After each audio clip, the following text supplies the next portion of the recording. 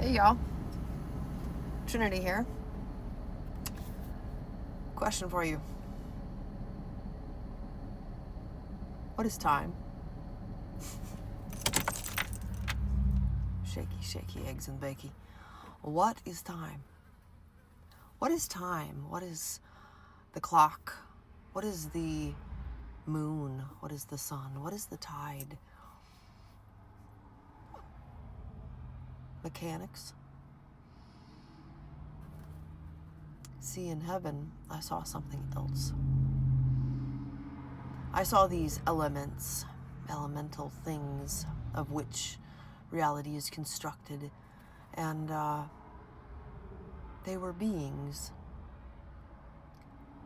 So every aspect of reality was a being.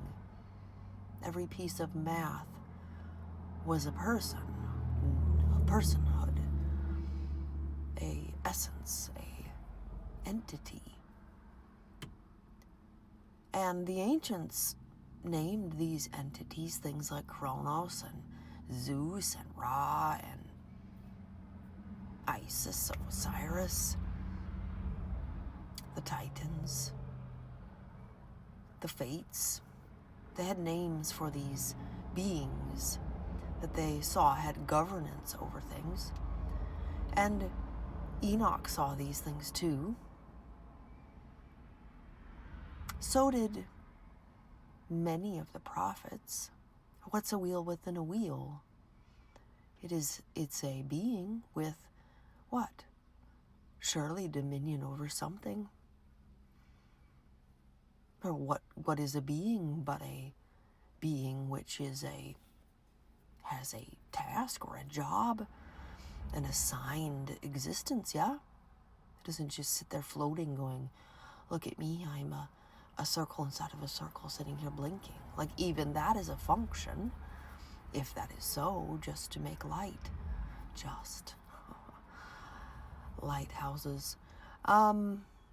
So, what is time? What if time is a person, a being, an essence?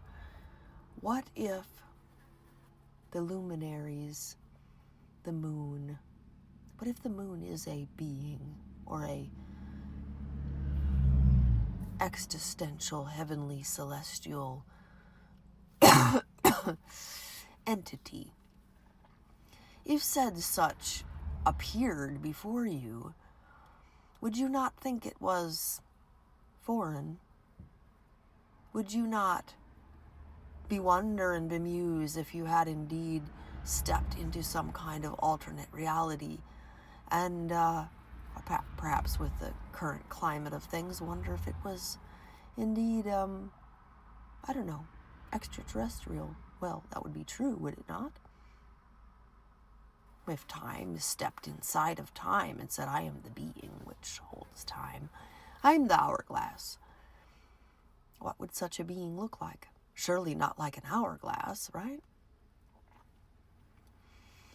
So you have the cosmos, the entirety of the cosmos, yes? And it says in John 3:16, in the original, it says, God so loved the cosmos that he sent his only begotten Son. It says cosmos, the entire universe, the entire creation, the cosmos, the cosmoses, Moses, cosmoses. So there is a Moses, cosmoses code. And we are inside of that code. Is it the matrix? What is a matrix? That is a womb.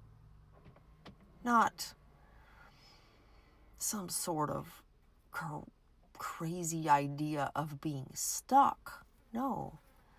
It is the fabric in which this dimensional reality is. So I, having traversed time and space and astral projection and soul walking and weaving and all the things that Father has taken me to see, and I have been in heaven in a near-death experience. I've had so many experiences, and I saw always that reality was not so simple nor so complicated as many believed. So many instances in the scriptures, people saw an angel and they were so afraid. And always that angelic being would say, "Fear not, for I'm here with good news. I'm here to help you. I am not here to frighten you, and basically I'm sorry for being what I am, but I can't help it." So know that you are more than simply a clay vessel that's just an empty pot walking around this planet with no purpose and no reason for being. Indeed, that is not the case.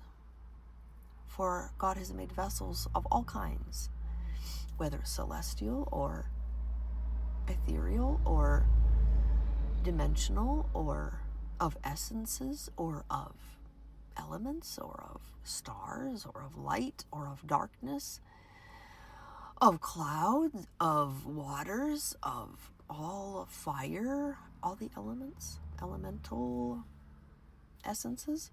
There is a vehicle in which and a way in which a volcano is a vessel for fire, yeah? How is that different than you as a vessel in a metaphorical sort of allegory? So, you as a being, what are you? What is your being-ship? You are a boat, after all, in the great navy of the Creator and architect and navigator. You are an ark of a sort, carrying cargo of some kind. You have a purpose in the greater cosmology of all things. You're not here just for shits and giggles. God made you for a purpose, or you simply would not exist if you did not have a reason to be. Now perhaps you are in a dire situation. And I clean up very well, but I assure you I am in quite the dire situation. We have faced all manner of hellfire and brimstone in our lives, and everything is burned to the ground over and over and over. But every time, it is because I am a phoenix. And up from the ashes, the phoenix rises again, over and over and over. So what is that? That is a being of a sort which only God can name, claim, define. And his cycle of destruction and resurrection and of polar flippings and of cataclysms and of tides and of all of nature shows this order. Likewise are you, an ordered being with a purpose and a domain and a dominion of your own. The nations. What is a nation? Surely you could say and look at Jacob and say Jacob was a nation being, yeah? Carrying about Israel within him. How about Queen Victoria walking about, or Lady Diana? Were they not a nation carrying about the seed of the nation of the United Kingdom? Mary, Queen of Scots, carried in her King James. So she was, in a way, a tribe, a tribulation in the making, yeah? For her son became King James. And thus we have the KJV.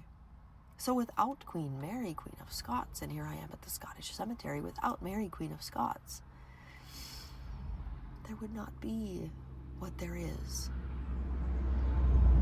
And I live in a Scottish community in Scotland County, and we have bagpipes, and I have deep roots in Scotland, and I love the Scottish culture. I want my red hair back. So, ahoy mateys, I am a pirate of time, not a line. And I want you to know that you are far more than you appear, and much more than you dream, and that all of your dreams, wishes, hopes upon stars, dandelions, or whatever is for a reason. So, This is Trinity. I love you.